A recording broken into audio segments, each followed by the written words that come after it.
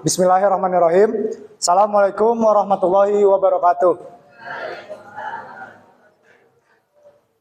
Sebelumnya perkenalkan dulu ya. Nama saya Ardi Taufikur Roman Juanda dari Departemen Kajian Keilmuan Himasi.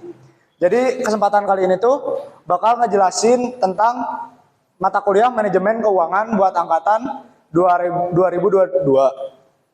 Nah, buat manajemen keuangan ini bakal ada dua mentor. Yang pertama ada Ai Pupung, boleh Ai? Di sini dulu atau masuk frame dulu atau yang di rumah? Sini Ai. Sok boleh diperkenalkan diri dulu Ai.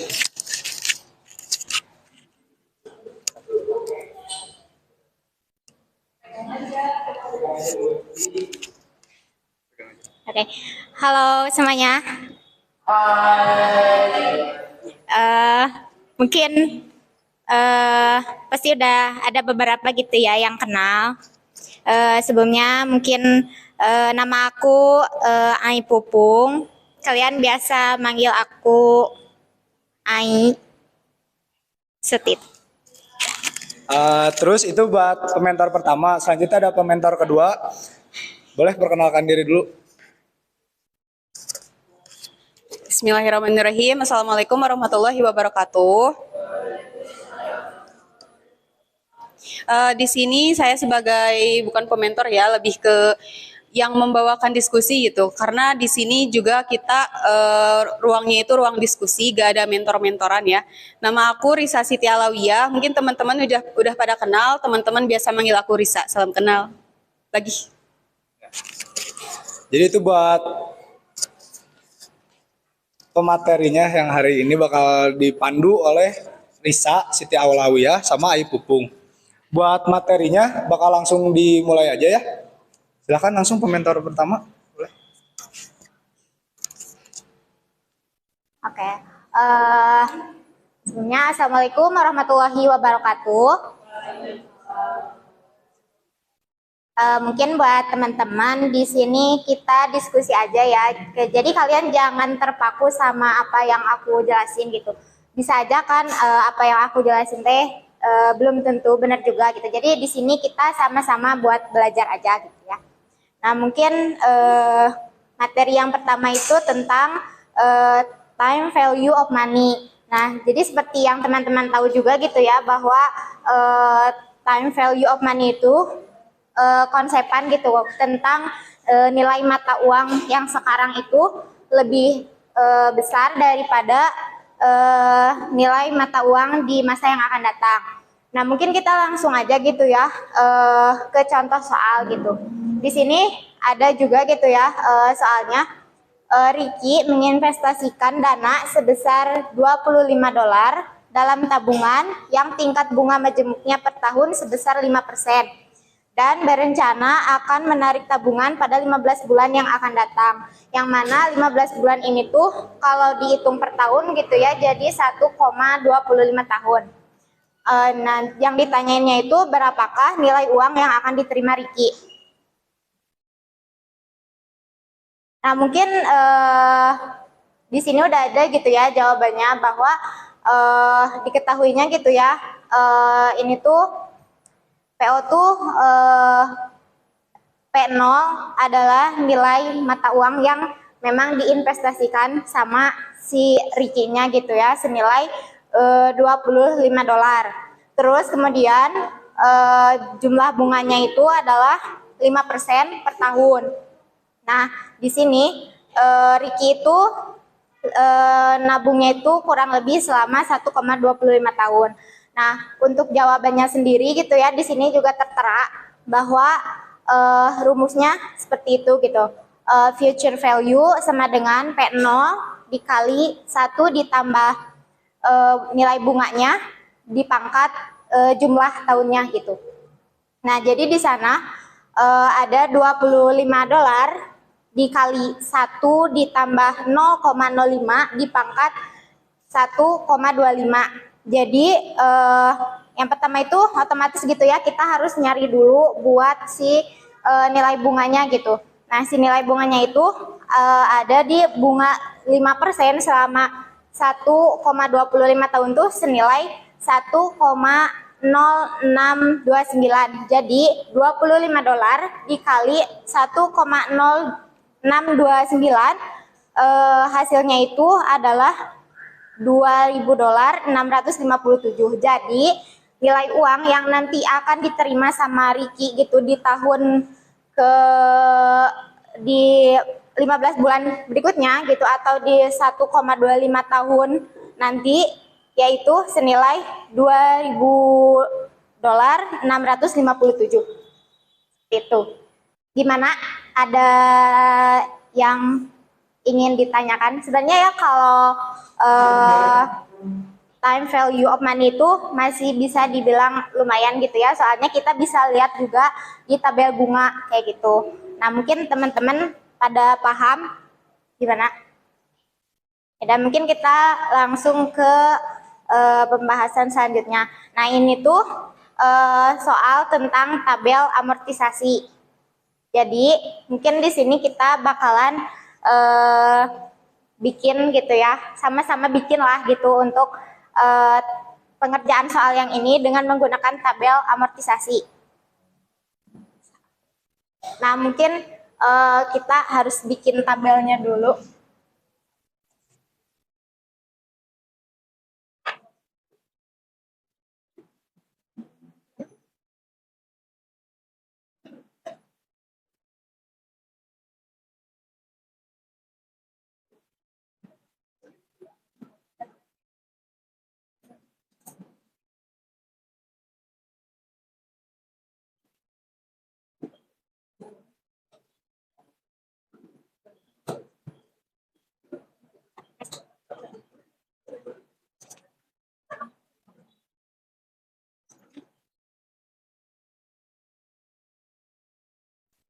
Nah, mungkin ya ini untuk penjelasannya gitu. Jadi, tingkat bunga majemuknya itu adalah 15%. Terus, kemudian jangka waktunya itu 4 tahun. Nah, di sini tuh jumlah pinjamannya itu senilai 50 juta. Jadi, langkah pertama adalah kita tulis dulu di sini 50 juta.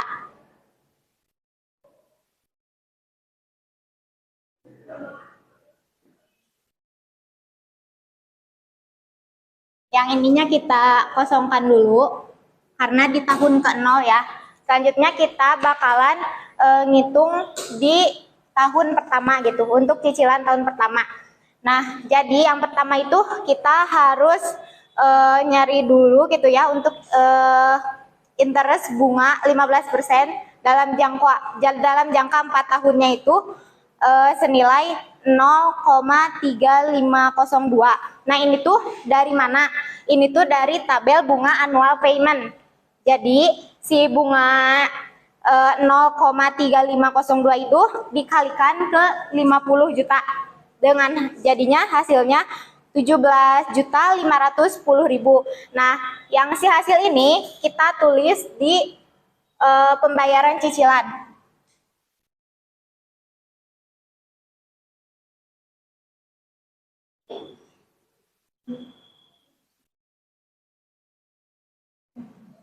Nah, selanjutnya kan di tabel buat pembayaran cicilan kan udah ada.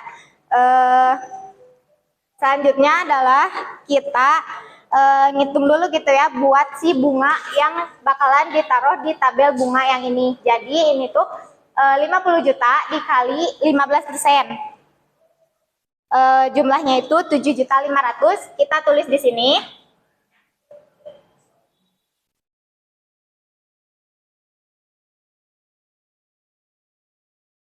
Nah, sesudah bunganya ditulis gitu ya, kita bisa buat langkah selanjutnya adalah ngisi buat anggaran pokok gitu.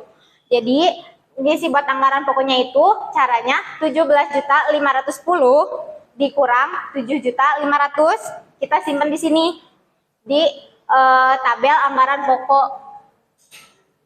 Jumlahnya itu 10 juta 10.000.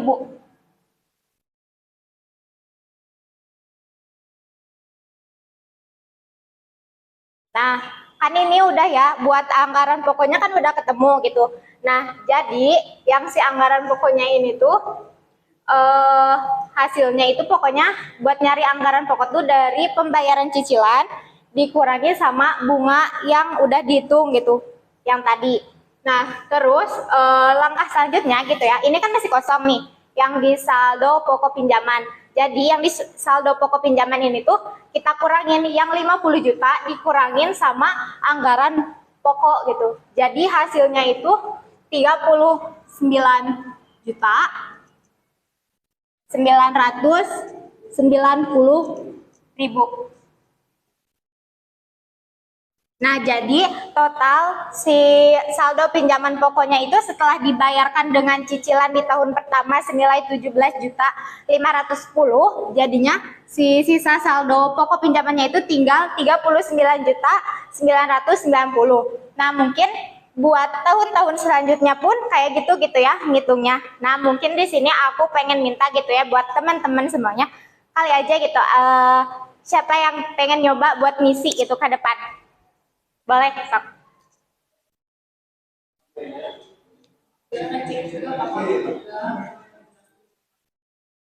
Boleh. Cuma paling nanti ininya gitu ya, yang 50 jutanya itu diganti jadi 39.990.000 kayak gitu. Sok, boleh teman-teman. Ayo. Atau mungkin mau aku jelasin sekali lagi? Jelasin sekali lagi. Baik, jelasin ya sekali lagi. Jadi gini, yang pertama, langkah pertama yang harus kita lakukan itu adalah cari itu interest bunga yang 15% untuk jangka waktu 4 tahun. Kita nyarinya itu di tabel bunga annual payment. Nah, di sana ada senilai 0,3502. Nah, terus habis itu kita kan udah nemu tuh yang itu. Terus habis itu kita kalikan ke jumlah saldo pokok pinjamannya senilai 50 juta. Nah, setelah dikalikan, kita dapatkan hasilnya. Hasilnya itu ini, disimpan di pembayaran cicilan. Nah, habis itu langkah selanjutnya itu tuh kita nyari dulu buat si bunga. Si bunga ini tuh 15% kan, dari soal udah ada gitu, 15%. Jadi 50 juta dikali 15% hasilnya 7.900.000. Nah, habis itu, nah ini dua kan masih kosong nih. Yang di anggaran pokok, cara kita nyari buat anggaran pokok itu 17.510 dikurang 7.500.000. Jadi ini adalah anggaran pokok yang kita bayarin gitu. Di luar dari bunga. Nah, anggaran pokok udah ada, tinggal saldo pokok pinjaman. Nah, buat isi saldo pokok pinjamannya itu, kita caranya itu si 50 juta dikurangin 10 juta 10.000, jadi hasilnya segini.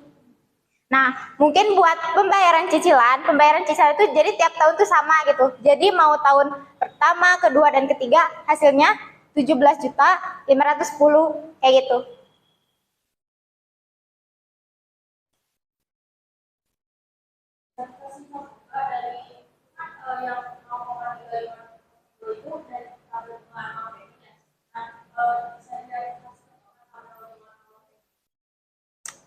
Mungkin biar gak lama gitu ya, aku bisa kirim gitu ke teman-teman.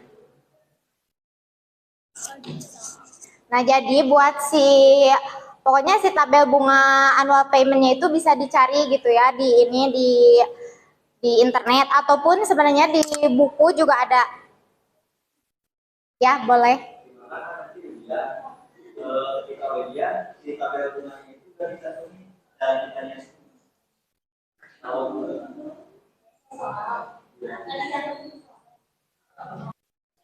Izin jawab ya, kan dari waktu kemarin kita masuk kelas Bukania, manajemen keuangan, Bukania kan udah janjiin tuh nanti di soalnya bakal dicantumin tabel bunganya. Tabel bunga yang emang berkaitan dengan soal gitu. Kalaupun misalkan Bukanianya lupa, paling kan besok kita ada kelas lagi sama Bukania. Paling dari aku nge-reminder ke Bukania. Bukania kan kelas kita, aku bener kelas lain, kelas sama Bukania. Ya, aku obrolin dulu ke Bu Kania, Ibu gimana? Soalnya kan dosennya beda gitu. Gimana apa ya? Soal tabel bunga itu paling nanti kita bawa sendiri-sendiri kalau emang diizinin sama dosennya. Tapi maksa deh, aku maksa ke Bu Kania biar diizinin. Paling kalau enggak kan nanti kita buat cari tahu si angka ini tuh paling kita kan ada rumus juga ya. Buat solusi yang kedua, nanti kita bikin aja room buat apa namanya diskusi buat memecahin rumus yang ini bareng-bareng seperti itu. Terjawab gak? Nah, mungkin kita bisa dilanjut lagi gitu ya. Ini buat di tahun kedua, ketiga, dan keempat kan belum keisi. Nah, dari teman-teman, mungkin ada yang mau nyoba ngisi gitu. Sekalian latihan. Boleh? Ayo izin mau nanya, kan itu di tabel pembayaran cicilannya teh 17.510.000. Itu teh kan dari 50 juta dikali 0,3502. Itu teh tiap tahunnya emang sama ke bawah tetap segitu atau misalkan ngambil dari 39 juta yang 950.000. Sebenarnya ya buat yang si pembayaran cicilan, sebenarnya kan mungkin gini dulu gitu ya, buat si tabel eh, jadi buat si tabel amortisasi itu kan itu tuh tabel cicilan gitu ya. Jadi tiap tahunnya tuh memang segini gitu. Jadi cicilan tiap tahunnya tuh pasti sama senilai kayak yang memang kayak gitu kayak dari awal.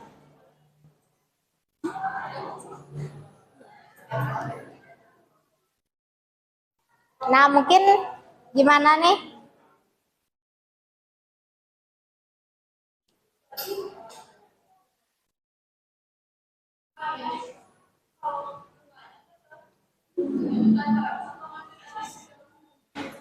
Ya, kalau buat bunga itu ngambil dari saldo pokok pinjaman.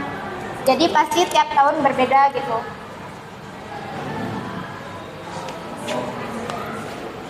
Itu teh kan tiap tahun.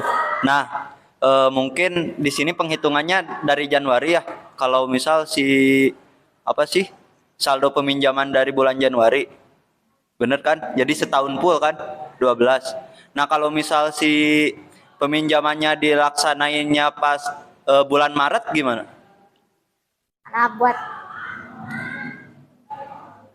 Nah, mungkin kalau buat itu ya kan Sebelumnya ngaruh gak atau enggak? Ngaruh atau enggak gitu? Aku gak tahu soalnya.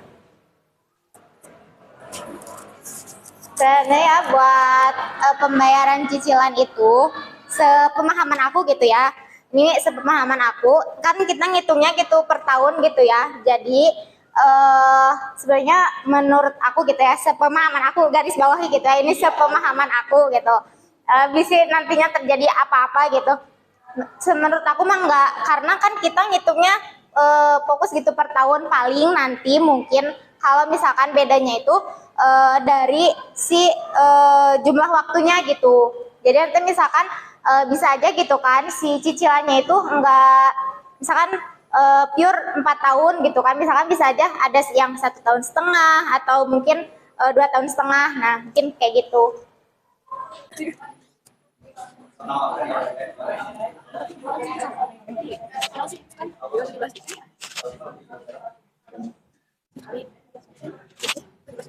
Ya.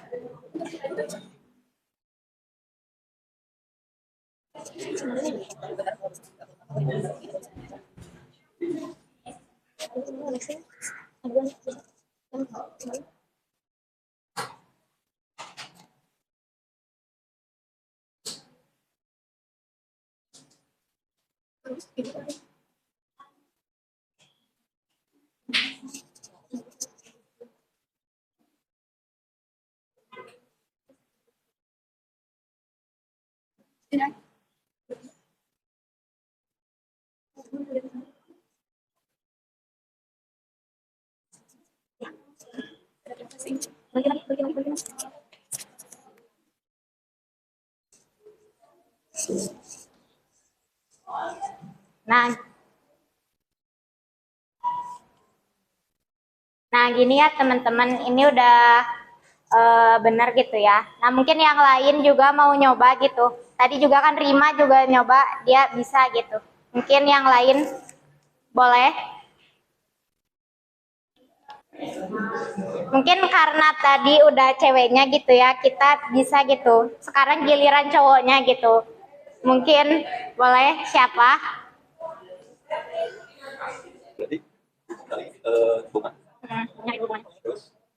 Ini masih di sini.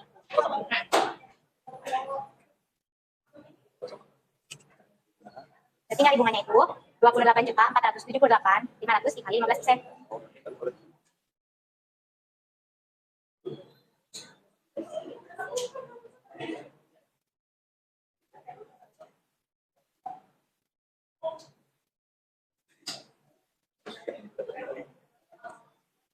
Ini pembayaran cicilan dikurangi bunga 15%.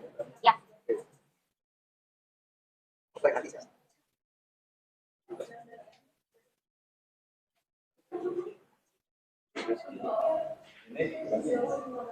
Ya, itu yang saldo pokok pinjaman berarti dikurangi sama anggaran pokok.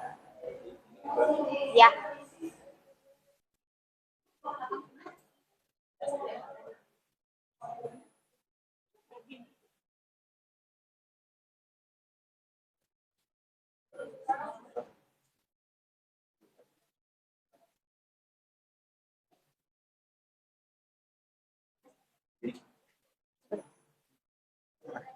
Garing.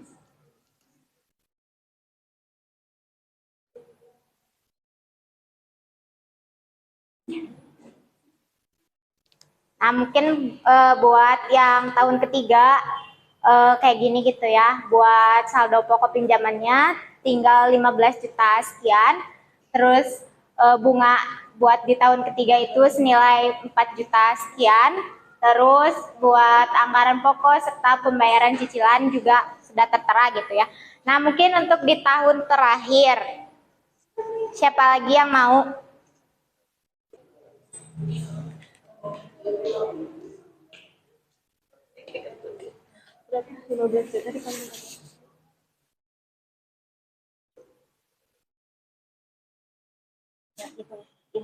Ini saldo pokok pinjamannya, kalau nyari bunga dulu boleh. Berarti saldo pokok pinjamannya dikali 15%.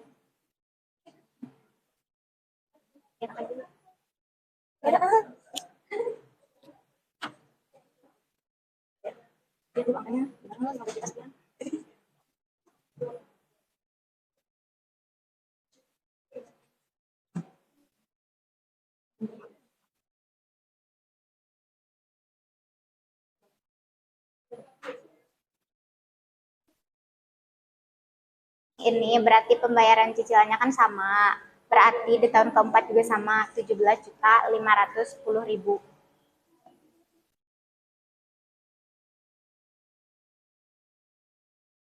Gimana coba?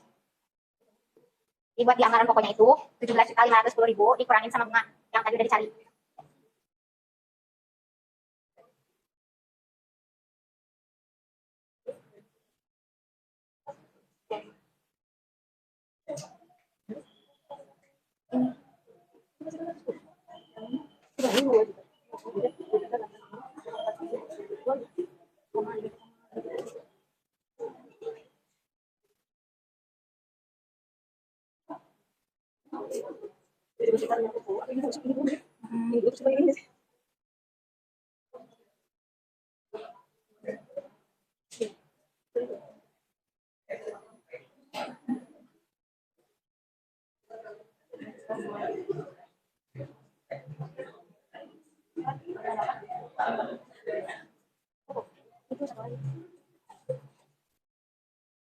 Ini kan udah dapet ya buat si anggaran pokoknya. Berarti si saldo pinjaman di tahun ketiga dikurangin sama si anggaran pokok di tahun keempat.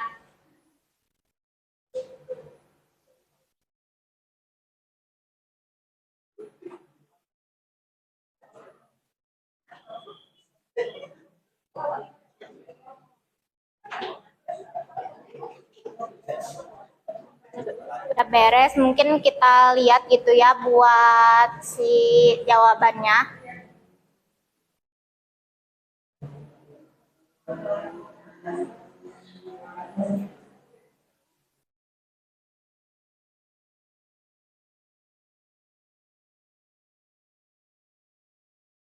Ini buat penulisan koma sama titik. Teman-teman hati-hati ya, soalnya nanti takutnya beda ini gitu.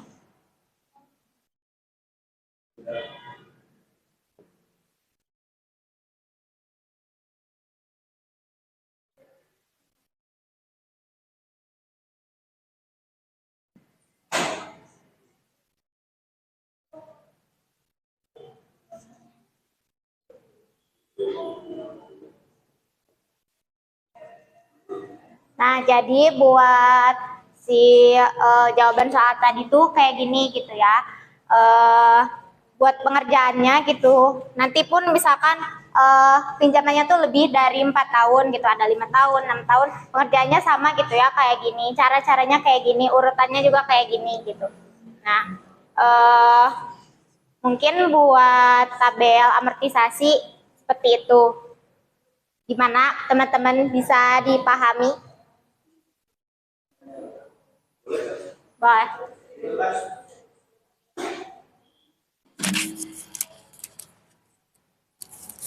Itu kan pembayaran cicilannya tiap tahun ya. Kalau misal tiap semester bunganya tetap sama 15. Kalau berarti kalau bunganya memang tiap semester otomatis gitu ya, kita juga kan si bunganya juga bukan segitu gitu. Kalau misalkan ini kan 15% per tahun. Kalau kita bayarnya per semester, jadi si 15% ini tuh pasti dibagi 2 gitu kan. Kan satu semester tuh 6 bulan, otomatis kalau 1 tahun itu 2 kali kayak gitu. Berarti bakal jadi 8 kolom ke bawahnya nanti. Ya. Oke, makasih.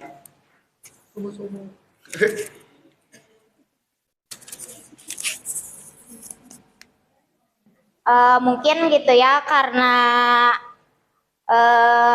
yang ini udah beres gitu, kita lanjutin gitu ya buat ke materi selanjutnya. Buat materi selanjutnya itu tentang penilaian surat berharga yang bakalan dijelasin sama Teh Risa. Kita lanjut aja ya untuk mengefektifkan waktu, kita lanjutkan ke penilaian surat berharga. Untuk misalkan kita mereview materi dari penilaian surat berharga sendiri, kan sebelumnya kita juga udah ada kelas khusus tentang penilaian surat berharga. Nanti buat ujian sendiri teman-teman bisa baca-baca lagi gitu dari PPT yang telah dikasih sama dosen yang bersangkutan. Di sini aku hanya akan mereview gambaran besarnya tentang apa itu penilaian surat berharga. Penilaian surat berharga mengenai definisi penilaian surat berharga, mengenai macam-macam penilaian surat berharga, itu nanti teman-teman bisa baca-baca lagi aja ya. Di sini aku ngambil kan penilaian surat berharga itu contohnya kayak saham dan obligasi. Di sini aku ngambil contohnya dari obligasi. Nah, untuk obligasi sendiri mungkin teman-teman ada yang masih ingat apa itu obligasi? Ada gak? Obligasi itu adalah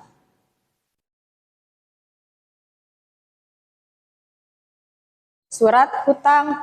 Jadi ketika sebuah perusahaan ataupun negara membutuhkan uang, mereka bisa menerbitkan obligasi.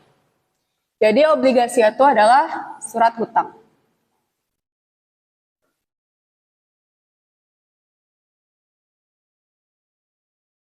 Nah, adapun ciri dari obligasi itu sendiri, nanti misalkan ya contoh, misalkan aku sebuah perusahaan A, terus aku itu membutuhin uang gitu, perusahaan aku itu membutuhkan uang. Nah, perusahaan aku menerbitkanlah obligasi, misalkan sebanyak 100 lembar. Satu lembarnya itu seharga 1.000 gitu kan, jadi 1 juta. Nah, nanti misalkan perusahaan B nanti akan membeli si obligasi itu, si surat hutang itu. Nah, tidak mungkin kan jika sebuah perusahaan membeli surat berharga atau surat hutang seperti surat berharga seperti obligasi tanpa adanya keuntungan. Nah, adapun keuntungan dari kita membeli surat hutang sendiri adalah berbentuk bunga. Berbeda dengan saham, kalau saham keuntungan yang kita dapatkan itu berupa dividen, kalau obligasi keuntungan yang kita dapatkan itu adalah berupa bunga.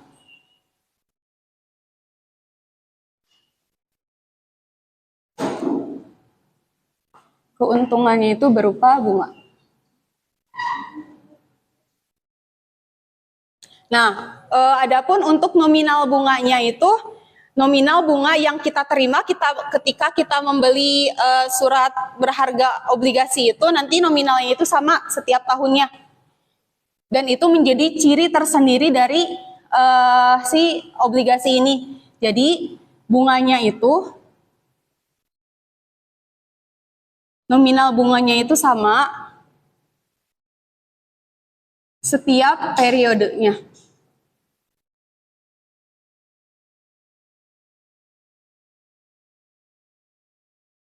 Adapun untuk jangka waktunya, jangka waktu si obligasi ini ada yang 1 tahun,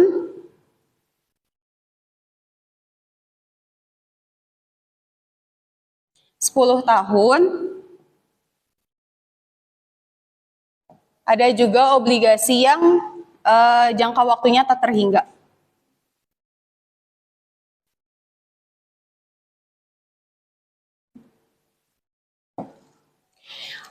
Untuk bunga dan jangka waktunya itu tergantung si perusahaan yang menerbitkan obligasi itu sendiri.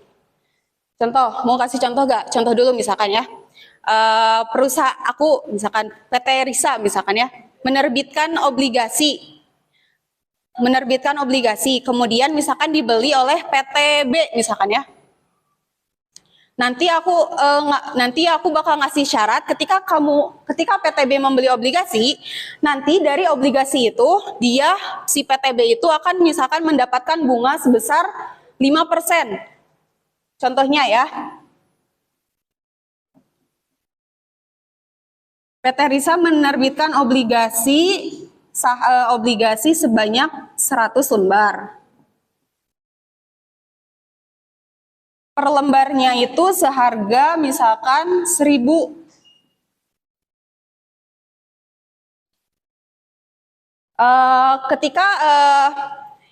Ketika perusahaan lain membeli si surat obligasi ini, nanti mereka akan mendapatkan bunga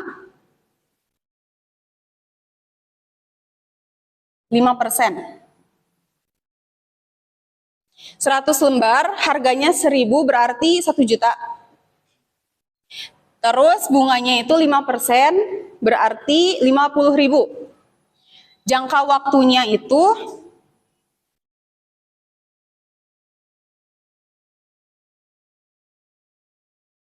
misalkan 10 tahun.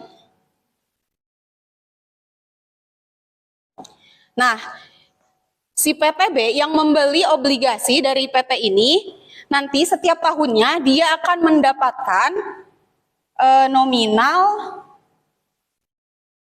kan ini 1 juta ya, dikali 5%, sama dengan 1 juta 50.000. Nah, nanti setiap tahunnya dia akan mendapatkan 50.000. 50.000 ini 5% dari 1 juta. Seperti itu selama 10 tahun. Jadi setiap tahunnya itu berarti selama 10 kali kan setiap tahunnya itu dia akan menerima 50.000 bunganya. Gitu. Paham nggak sampai sini? Ini 100 lembar kali harga per lembarnya itu 1.000. Sorry salah. Oh 1.000 lembar. Tuh, paham nggak?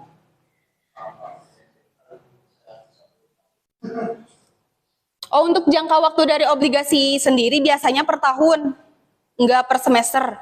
Kalaupun misalkan bukan berarti nggak ada ya, kalaupun misalkan dibayarnya per semester, kayak tadi yang dijelaskan oleh TAI, berarti nanti ini dikali 2, jadi 20 kali, kemudian yang ininya berarti dibagi 2. Seperti itu, paham nggak? Paham, oke. Kita next ke soal. Tadi mah cuma review aja.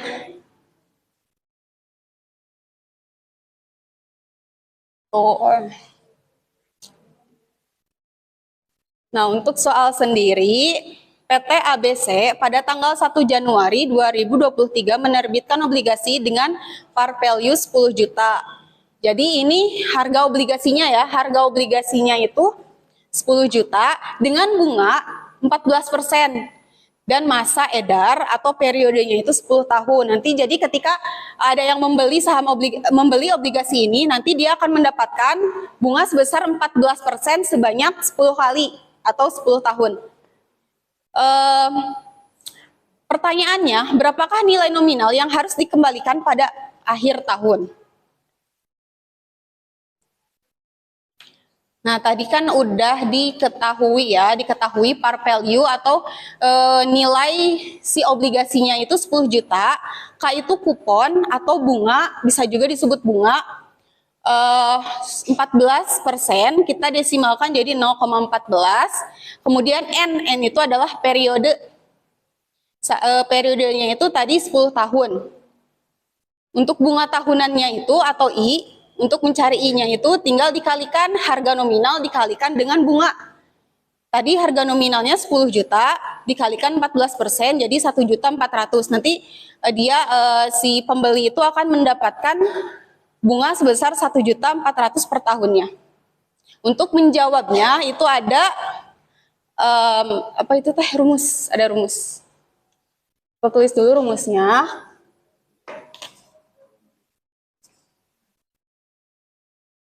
PB sama dengan 1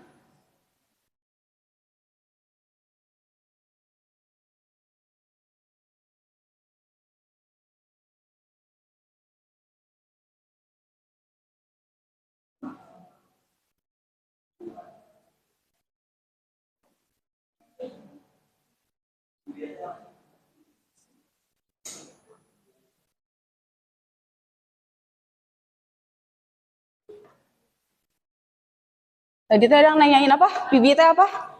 PB itu nilai nominalnya. Bentar ya. Bukan nilai nominal.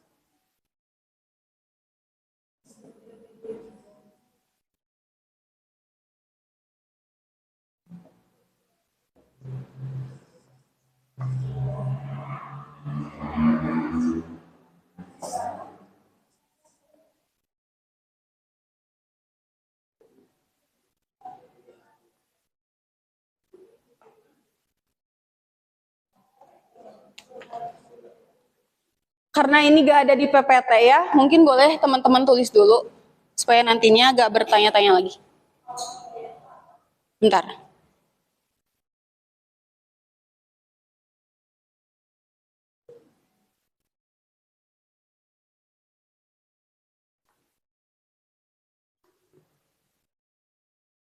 Nah kan tadi yang ditanyakan adalah nilai nominalnya atau nilai obligasinya. Sedangkan VB sendiri rumusnya I dikali V Viva dikali K dikali N ditambah M itu nilai nominal obligasi dikali P Viv dikali K dikali N. Untuk mengetahui nilai ini sendiri bisa dilihat di tabel bunga. Bisa dilihat di tabel bunga. Kita langsung isi aja. Sama dengan bunga tahunannya kan udah dihitung ya tadi 10 juta dikali 14% yaitu 1.400.000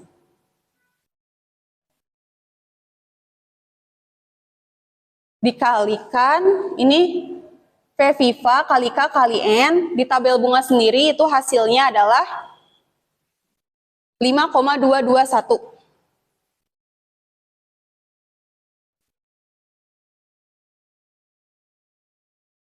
Oh iya kan tadi K-nya udah diketahui ya 14 Sedangkan N-nya itu adalah 10. Jadi kita nanti di tabel bunganya cari periode bunganya 14%, periodenya 10 tahun gitu. Kemudian ditambah M. M itu adalah par value atau nilai nominalnya.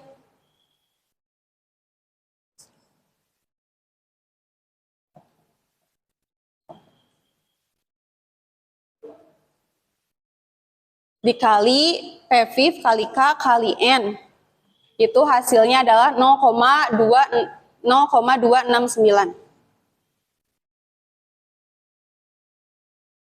Mungkin teman-teman juga bisa sekalian ngitung juga ya, takutnya ada kekeliruan di PPT-nya.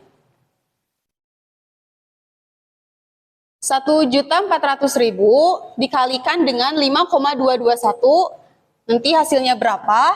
Kemudian nanti tambahkan dengan 10 juta dikali 0,269. Hasilnya adalah 9 juta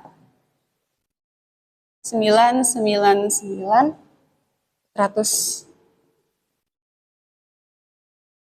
Udah sesederhana itu. Asal kita tahu rumusnya aja. Paham? Gitu, nilai obligasi. Aku nyari juga gak ada, cuman ada maksudnya aja. VB itu nilai obligasi. Iya. Iya aja.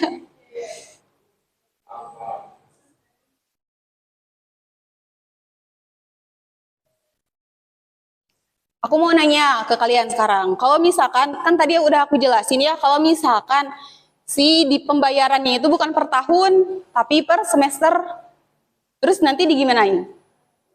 Perbedaannya di mana?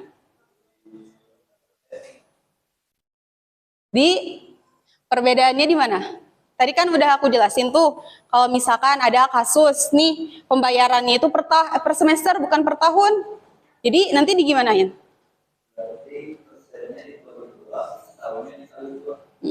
Berarti gitu, nanti si periodenya dikalikan 2, nanti berarti kita akan nerima bunganya sebanyak 20 kali, tapi persentasenya dibagi 2. Kayak gitu, karena satu semester itu 6 bulan, sama dengan 2 kali pokoknya. Berarti kalau pembayaran per semester itu nanti kitanya bakal dibayarnya itu sebanyak 2 kali per tahun. Dibayarnya oleh siapa?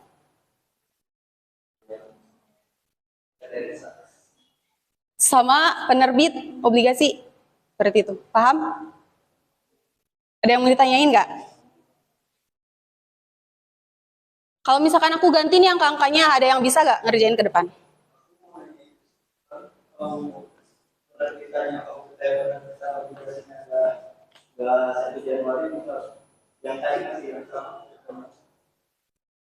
misalnya kita bikinnya yang tadi bulan Maret kan itu udah 21 tahun. Apakah si persentase pembagian bunganya itu tetap atau Tapi setahu aku ya, buat obligasi sendiri itu emang per tahun, periodenya itu emang per tahun. Jadi setahu aku itu misalkan nggak di tengah-tengah gitu, misalkan di bulan Maret atau dan lain sebagainya, setahu aku. Beda sama saham. Ada yang mau tanyain lagi nggak?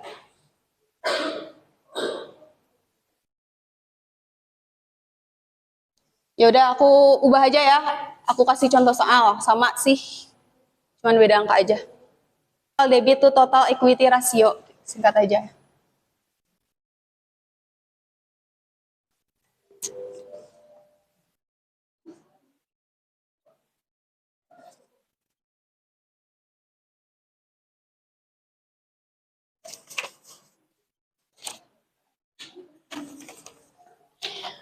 Kan total debit to total equity rasionya udah diketahui 50%.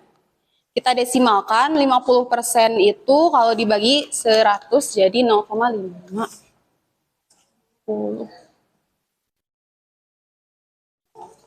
Total debit atau total hutang, di sana ada total debitnya itu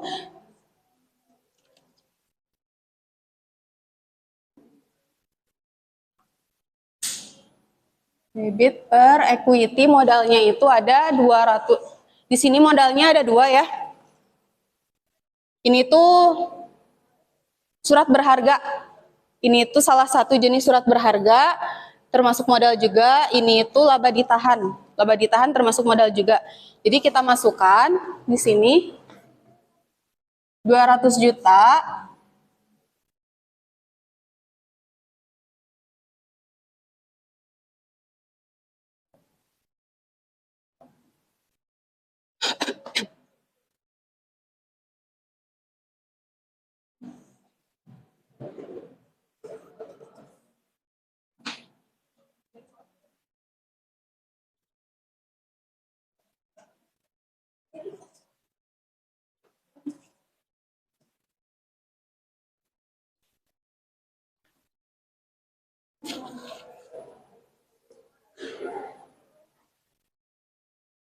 Teman-teman masih ingat gak materi yang ini?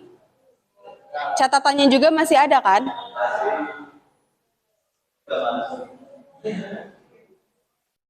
Jadi untuk mencari yang nomor 1, nanti total debit per total equity. Total ininya juga DR-nya kan udah diketahui ya, 50% didesimalkan jadi 0,50 sama dengan nanti pindah ruas si total debit total debit, kemudian kita cari dulu yang equity-nya modalnya.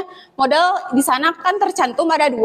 Karena tercantum ada 2, jadi kita tinggal tambahkan aja modalnya karena dicari juga adalah total equity atau total modal. Kemudian pindah ruas, total debit ke sini, kemudian yang DR-nya pindahkan ke sini. Jadi tinggal ini dikali dengan total equity, hasilnya adalah segini. Paham nggak? Paham nggak? Next aja ya. Coba buka dulu gerak itunya, catatannya ada nggak? Ada? Nggak dibawa?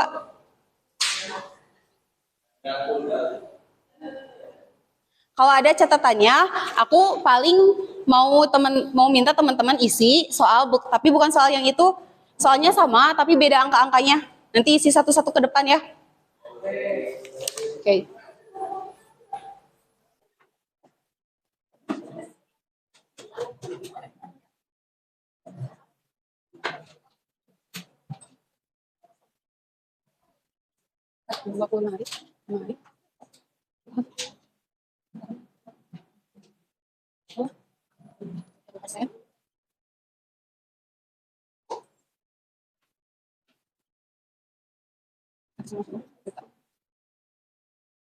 Aku ingetin lagi ya, jadi posisi aku di sini sendiri, posisi kita di sini sendiri bukan antara pementor sama yang dimentori, tetapi antar teman yang saling diskusi.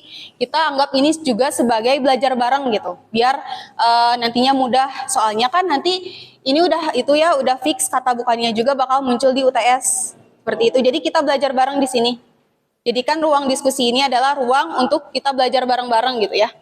Takutnya nanti di rumah kan kita males atau gimana-gimana. Oke, itu untuk nominalnya udah aku ganti. Boleh? Ada yang mau yang nomor 1? Atau aku tunjuk aja?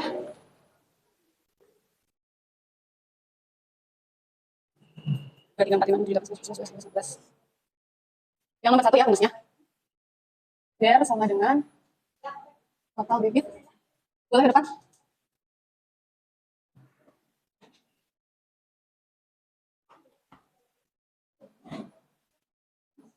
Yang berdepan.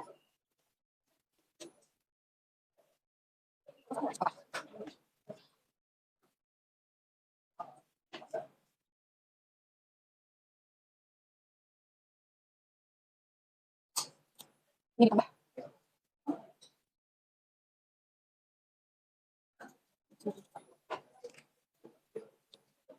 Ya, jadi ini lagi nomor 1 dikali.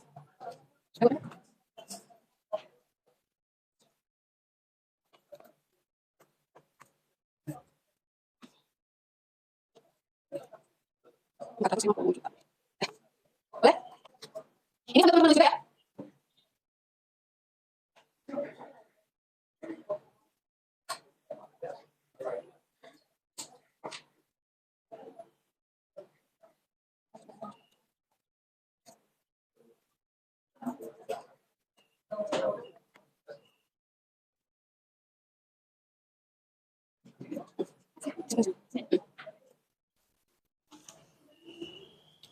Boleh ada lagi?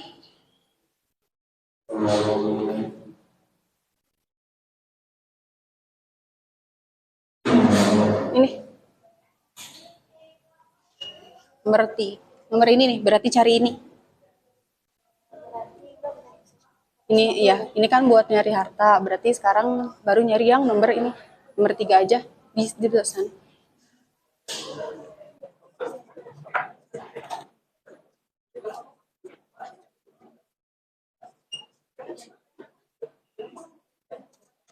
Seratus.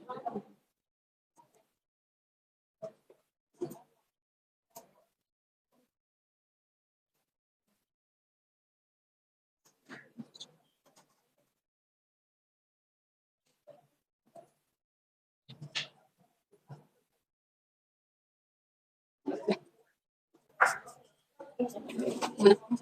Ke aset.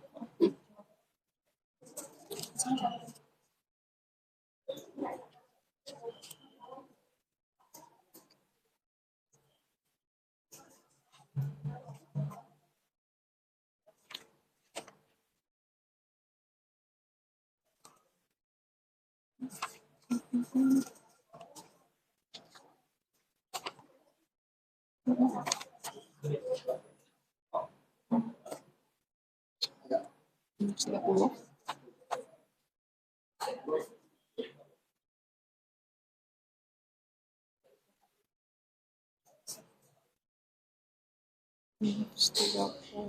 Tiga kali 16 30. Selanjutnya,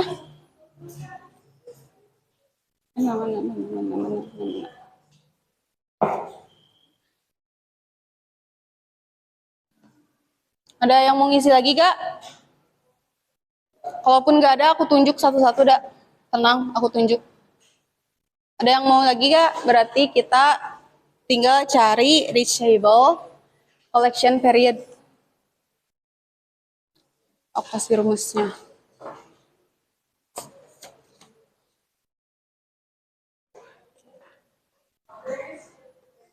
Boleh?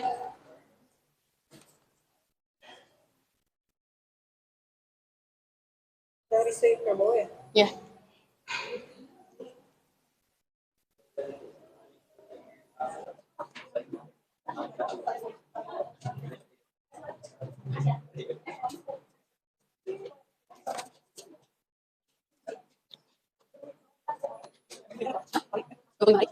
Yang tiga semua.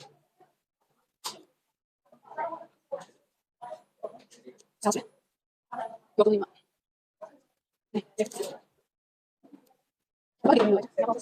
Ya, jadi ini 20.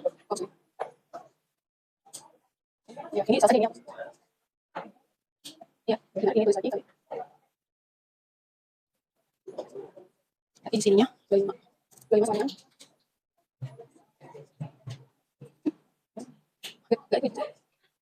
Ini tulis ya.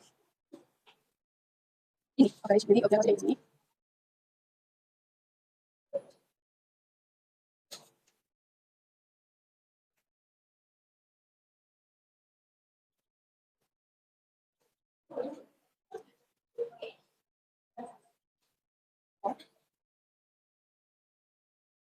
Ini dikali ini, bagi ini. Ini hasilnya. Ini. Berarti itu adalah piutang.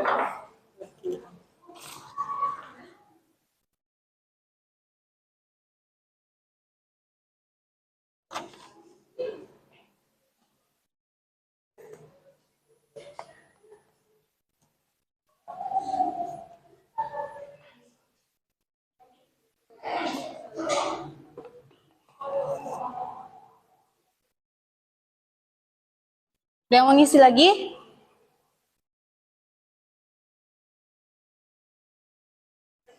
Kita cari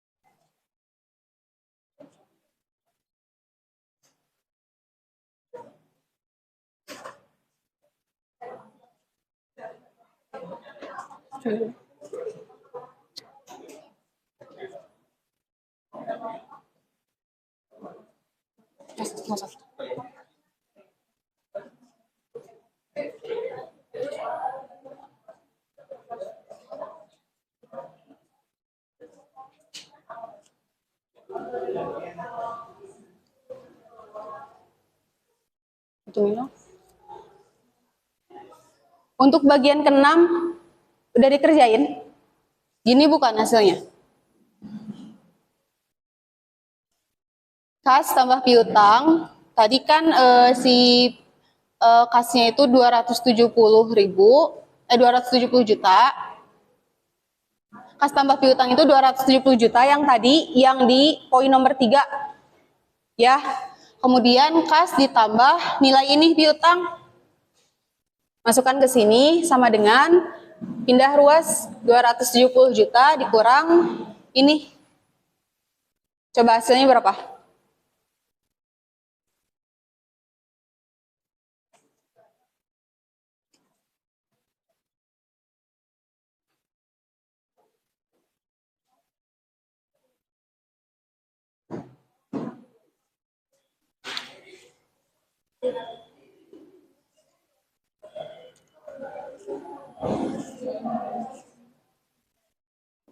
Segini bukan hasilnya?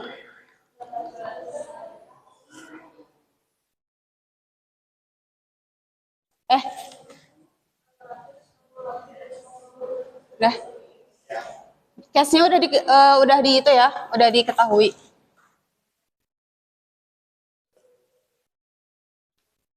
Kemudian kita lanjut ke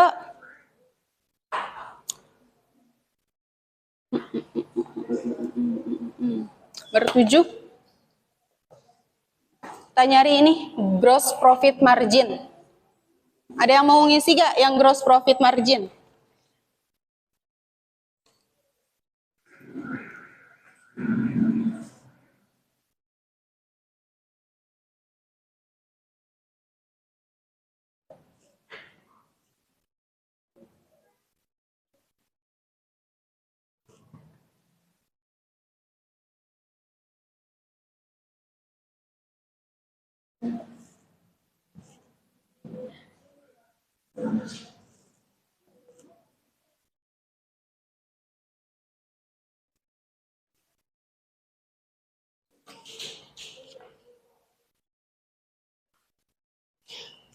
Kan tadi nilai-nilainya udah ada, teman-teman nulis kan?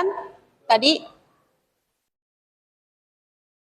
nulis gak teman-teman tadi? Jadi kalau aku misalkan di sini ngisi sendiri, takutnya nanti teman-temannya gak ngerti gitu. Jadi makanya aku mau teman-teman itu ke depan, yang pada duduk juga nulis gitu, apa yang ditulis di depan kayak gitu.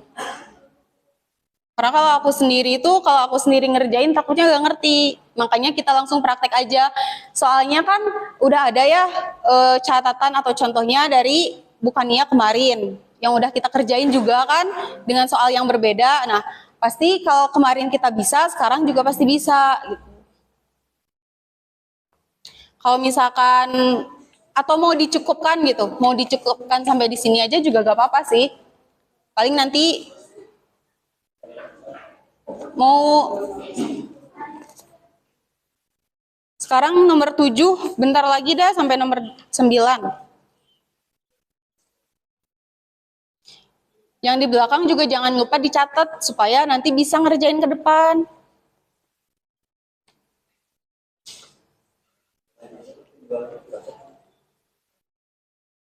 Sok, aku itu aja, aku detek.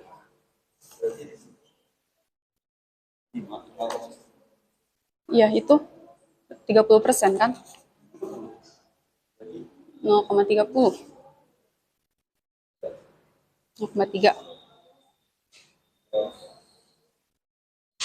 Profit per sales, tadi salesnya itu 630 juta. 1 miliar 890 juta salesnya. 890 juta.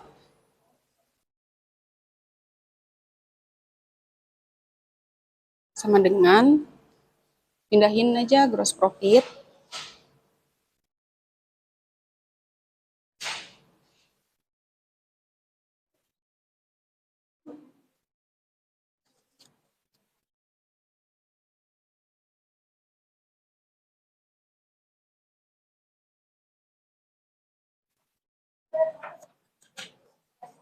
Ya. Boleh dicatat dulu supaya nanti bisa ngerjain ke soal berikutnya.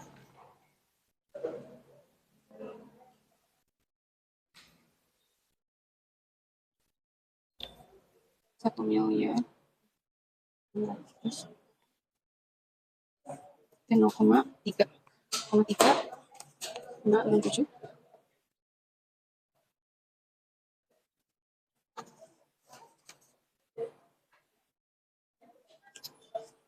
Sudah dicatat?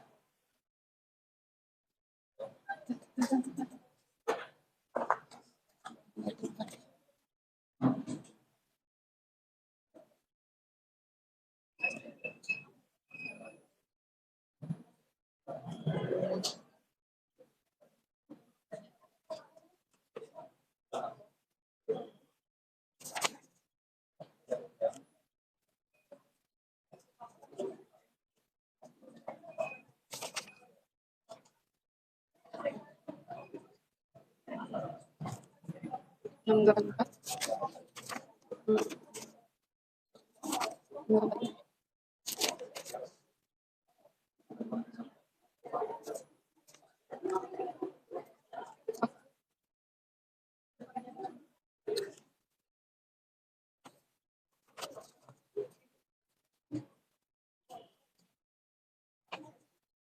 Ya, hasil rumangan dibagi 5.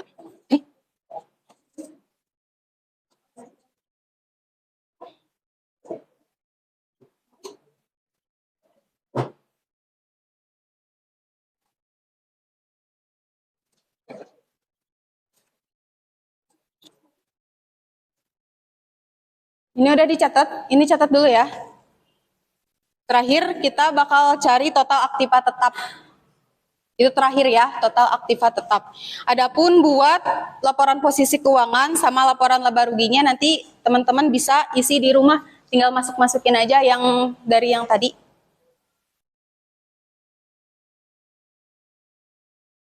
Buat total aktiva tetap sendiri itu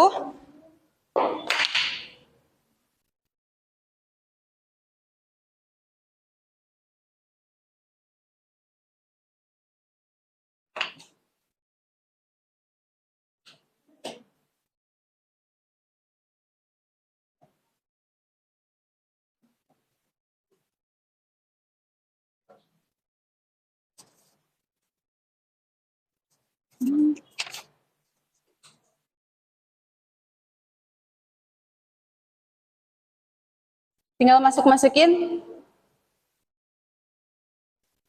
Tadi kan total hartanya udah diketahui, kasnya juga udah diketahui, piutang udah diketahui, persediaan tinggal diketahui. Tinggal dimasukin aja. Nanti total harta dikurang total ini sama dengan total aktiva tetap.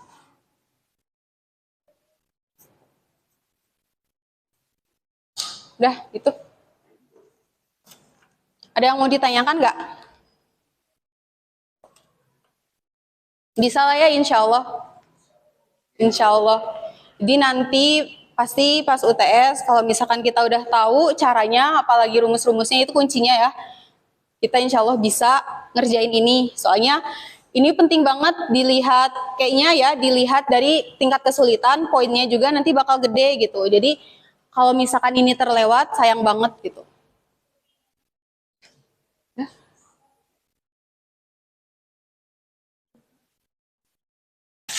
Ya, alhamdulillah ya teman-teman, semua materi tadi udah mulai dibahas. Sebenarnya mungkin masih banyak lagi ya pertanyaan gitu, kayak materi-materi yang dibingungin tuh masih banyak. Nah, tapi karena waktu durasinya udah habis gitu ya buat peminjaman ruangannya. Jadi kalau misalkan masih ada yang belum dipahami atau belum dimengerti, bisa langsung aja chat di grup Prima gitu ya. buat pertanyaan-pertanyaan yang belum kejawab atau pertanyaan-pertanyaan yang masih dibingungin. Sekian, paling mohon maaf gitu ya kalau misalkan ada kekurangan dari saya atau dari pematerinya. Sebenarnya kita diskusi aja gitu ya. Terus jangan lupa juga buat sering-sering latihan lagi. Ini mas kayak cuman nginget-nginget aja nge-review-review materi-materi yang udah dibahas. Sekian dari saya. Wassalamualaikum warahmatullahi wabarakatuh.